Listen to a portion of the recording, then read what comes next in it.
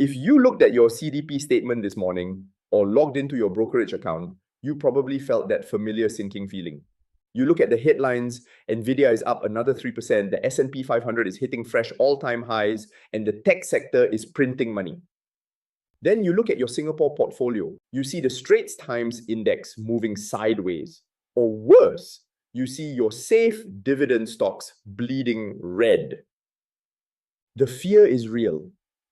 Am I missing out on the greatest wealth transfer of our generation because I'm stuck holding boring Singapore stocks? It is the single most common frustration I hear from our community.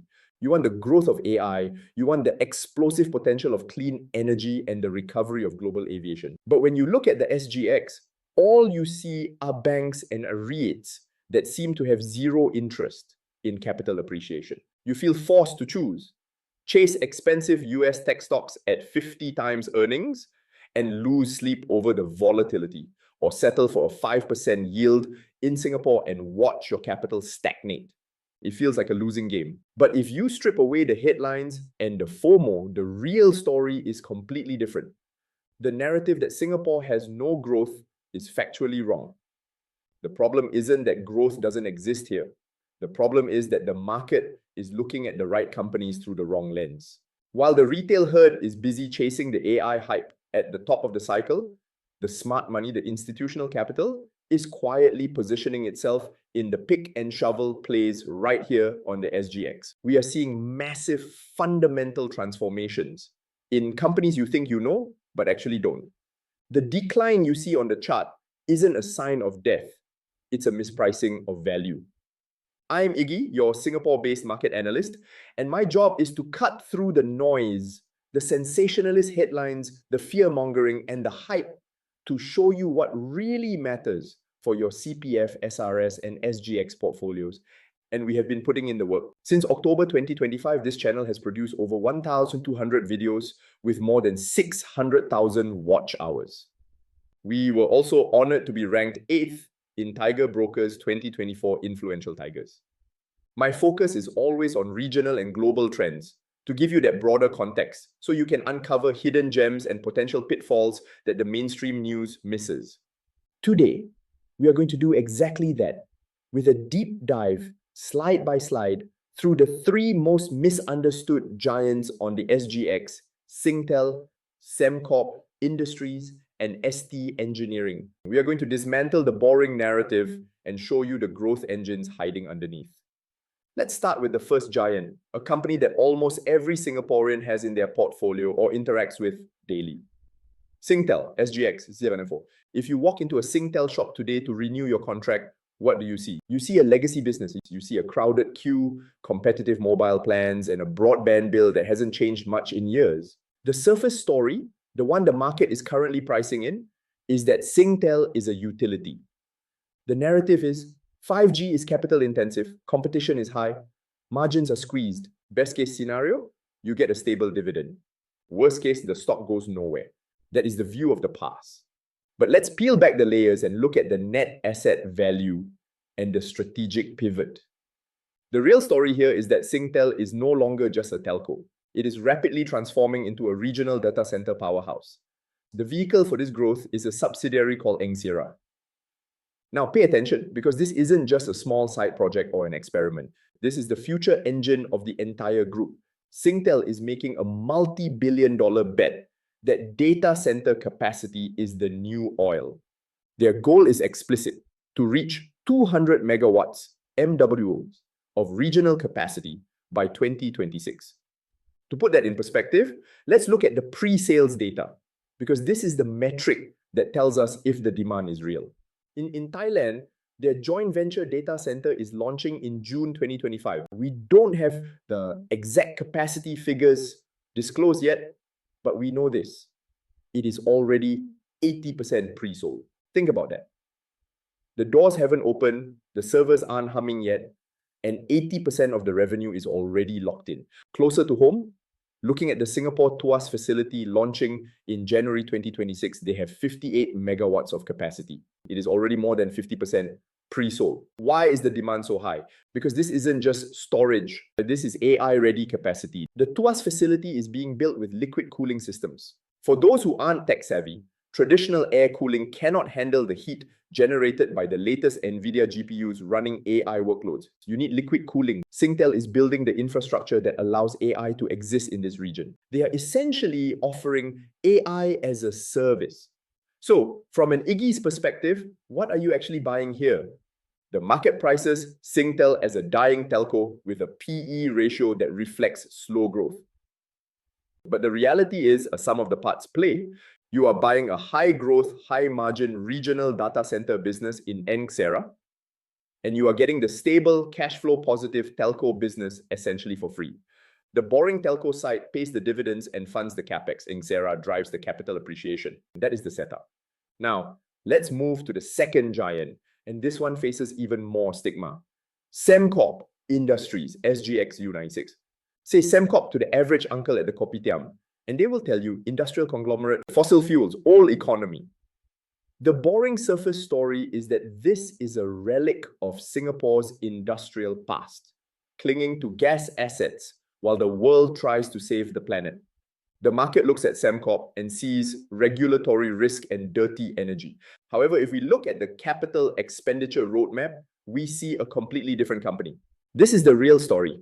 Sembcorp is executing perhaps the most aggressive brown to green pivot in the history of the SGX. Between 2024 and 2028, the management has committed to investing $10.5 billion into renewables. Let me repeat that number. $10.5 billion. That represents 75% of their total capital spend. They are not hedging their bets. They are going all in on the energy transition. Let's look at the capacity targets to see if they are actually delivering. Their original target for 2025 was 10 gigawatts GW of renewable capacity. They have already beaten that. They smashed through it early. The new goalpost is 25 gigawatts of gross installed capacity by 2028. Currently, if we combine their existing portfolio with pending projects, they are sitting at around 19.3 gigawatts. They are aiming for 2.5 times growth in capacity in just a 4-year window. That is not incremental, that is exponential transformation. Crucially, they are innovating on the constraints. Look at their Jurong Island pilot. They are implementing battery stacking solutions. In a land-scarce nation like Singapore, the ability to stack energy storage vertically is a game changer. It allows them to increase efficiency per square foot, which ultimately drives better return on equity, ROE. So here is Iggy's take. The market hates the gas business because it isn't ESG friendly. But from a financial standpoint, that gas business is the golden goose. It is the cash cow. Sembcorp's stable, boring gas business generates the predictable, massive cash flow needed to fund this $10.5 billion renewable expansion without drowning in debt or diluting shareholders heavily. You are buying a green growth stock that is currently disguised inside a boring energy utility wrapper. Finally, we come to the third giant, the one most people think is the sleepiest of them all, ST Engineering, SGX S63. The surface story here is simple, defense contractor. We think of them as a government-linked entity that builds vehicles for the SAF and does reliable, low-margin work. Safe? Yes. Exciting? Absolutely not. That is how most retail investors frame it. But the real story, hiding in plain sight, is that ST Engineering is one of the world's premier providers of aircraft maintenance, repair, and overhaul, or MRO. Think of them as the high-tech garage for the world's airlines. And right now, that garage is fully booked. Let's look at the order book because the numbers don't lie. In Q3 2025 alone, ST Engineering secured $4.9 billion in new contracts. Let's break that down. Commercial aerospace MRO accounted for $1.4 billion. That's 29% of the wins. Defense and public security was $2.4 billion. Or 49%. Why is the aviation side booming? Post-COVID, the world is flying harder than ever. Airlines are running their fleets at near maximum utilization. Every flight hour puts stress on the airframe and the engines. Every aircraft needs mandatory regulatory checks. On top of that, ST Engineering is a premier provider for LEAP engines. These are the cutting-edge engines powering the next generation of Airbus and Boeing narrow bodies. As airlines upgrade their fleets, this maintenance segment is set to explode. From Iggy's perspective, this is the ultimate hedge. Most investors try to play the aviation boom by buying Singapore Airlines or SATs. But airlines are risky. They crash when oil prices spike. They crash when travel demand dips. They have massive labor issues. But maintenance is mandatory. It is required by law. ST Engineering gets paid whether the airline makes a profit or not. You are buying the pick and shovel play of the travel industry without taking on the volatility of fuel prices or ticket sales. Now, let's bring this all together in our assessment. We have identified the growth, but as analytical investors, we need to look at the risks and the valuation. What is working across all three? The thesis of infrastructure over hype. Whether it is digital infrastructure, Singtel, energy infrastructure, Sembcorp, or transport infrastructure, ST Engineering, these companies own the hard assets that are difficult to replicate. They have strong barriers to entry. You cannot just wake up tomorrow and build a competing defense firm or a power plant on Jurong Island. However, we must be honest about what's not working or the risks. For Singtel, the risk is execution in the regional markets. Currency headwinds in Thailand or Indonesia can eat into those fancy Angsera profits. We need to watch the forex impact on the bottom line. For Sembcorp, the risk is the higher for longer interest rate environment. Renewables are capital heavy. If the cost of debt stays high, that's $10.5 billion spent becomes very expensive to service. For ST Engineering, the risk is valuation creep. Because it is seen as a safe haven, the stock often trades at a premium. If they miss an earnings target, the pullback can be sharp because the expectations are already baked in. So, what is the final recommendation for existing unit holders of these three companies? The advice is hold. Do not sell into the fear. You are holding the right assets at the beginning of a transformation cycle. The yields are decent. We are talking 3% to 4% stability. While you wait for the growth story to play out, you are getting paid to wait. For new buyers looking to enter, wait for your spots. For Singtel, do not chase spikes. Look for entry points where the yield pushes back above 4.5%. For Sembcorp, we want to see them navigate the next interest rate decision. I would be cautious buying at 52-week highs. Wait for a pullback to technical support levels. For ST Engineering, the risk-reward right now is balanced. I wouldn't aggressively add here unless we see a broader market correction that drags the price down to a more attractive PE multiple.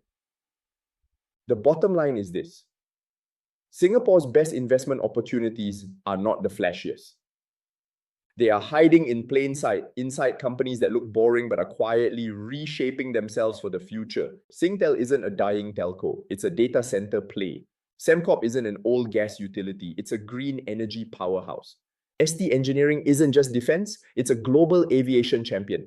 The question for you is, are you willing to own the boring story before the world realizes it isn't boring? If you found this analysis valuable and want to get the specific entry prices and technical charts for these stocks, consider becoming a free or paid subscriber to the Substack newsletter.